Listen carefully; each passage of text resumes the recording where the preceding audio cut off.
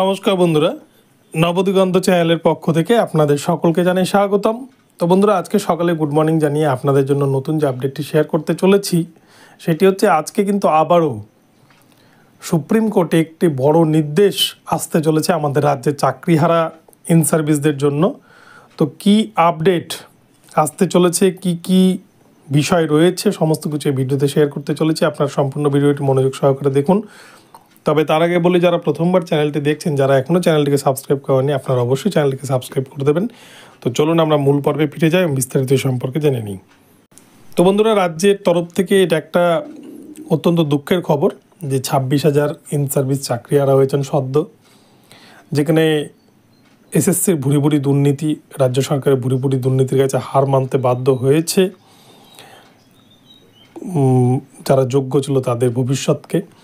সেই জন্য যোগ্যর ভিড়ে আজকে কিন্তু যোগ্যরা হা হুতাশ করছে।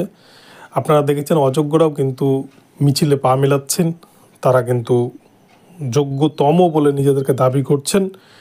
তো এরকম ঘটনা ঘটছে আমাদের রাজ্যের ক্ষেত্রে। তো যাই হোক, আজকে রাজ্যের তরফ থেকে যে মিসলেনিয়াস অ্যাপ্লিকেশন MA ফাইল বা মিসলেনিয়াস অ্যাপ্লিকেশন করা হয়েছে, সেখানে যে সমস্ত দাবিগুলো রাজ্যের তরফ থেকে রাখা হয়েছে, সেই দাবিগুলো যদি সুপ্রিম কোর্ট মেনে নেয় তাহলে কিছুটা হলেও কিন্তু সাময়িক স্বস্তি পাবে রাজ্যের 26,000 ইন সার্ভিস শিক্ষক এবং শিক্ষাকর্মী বৃন্দ।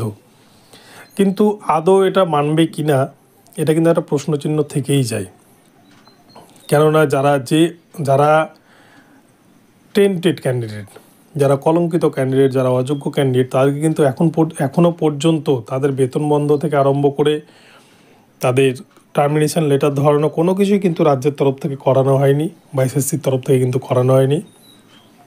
অপরদিকে মুখ্যমন্ত্রী বলেছেন যে কারোর চাকরি যাবে না, সবার বিষয়টাই দেখা হবে, প্রথমে যোগ্যদের দেখবেন, তারপর অযোগ্যদের দেখবেন। এবং তার সাথে সাথে OMR দুর্নীতি 26,000-এর মধ্যে প্রায় 4,500 মতো কিন্তু সাদা OMR ছিল, সাদা খাতে চাকরি পাওয়া। সেখানে আমরা জানি যে CBI মাত্র 3টা হার্ড ডিস্ক উদ্ধার করেছিল, সবগুলো হার্ড ডিস্ক পায়নি। 3টাতে যদি 4,500 সাদা খাতা পেরোয়, তাহলে সবগুলো যদি OMR পেত, তাহলে কত যে সাদা খাতা বেরোতো তাহলে সেটা ভগবানই জানে। তো যাই হোক, এই 26,000-এর মধ্যে আদৌ আরও কোনো দুর্নীতি রয়েছে কিনা, এটা একটা বড় বিষয়। সেটা কিন্তু সবগুলো OMR পাবলিশ না হলে বোঝা যাবে না।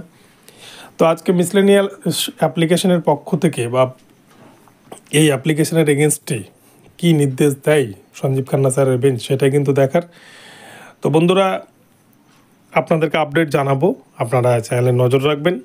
তো ভিডিওটি ভালো লাগলে চ্যানেলটিকে সাবস্ক্রাইব করে দেবেন। দেখা হচ্ছে পরবর্তী ভিডিওতে। সকলে ভালো থাকবেন, ধন্যবাদ।